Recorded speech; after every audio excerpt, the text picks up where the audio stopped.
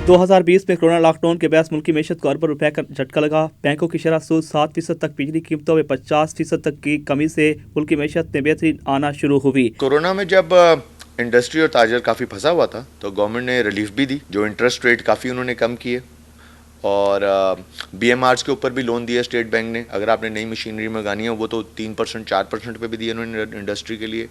और जो peak hours उन्होंने कम किए इलेक्ट्रिसिटी के, वो बहुत अच्छा एक इनिशिएटिव था गवर्नमेंट का। एक्सपोर्टर्स को 400 अरब रुपए सेल टैक्स रिफंड करने और हुकूमती पॉलिसी से टेक्सटाइल मिल्स को सहारा मिला। पिछले 3-4 महीने में जब गवर्नमेंट ने ईस्ट फाइनेंस के ऊपर काम किया, इंटरेस्ट रेट कम किया, बिजली के जो पीक आवर्स जो थे उसको ख़त्म किया, इंडस्ट्री को सपोर्ट किया, तो मैं समझता हूँ कि अब हम किसी बेहतरी की तरफ गामज़न और आने वाले सालों में इस बुरी सूरत हाल से निकलने का इंशाल्लाह मौका मिलेगा। 11 साल की मुल्क की तारीख में पहली मरतबा तजारती खसारा सरपरस्त हुआ, ताहम इस साल अवाम के लिए महंगाई का सिलसिला बादस्तूर जारी रहा।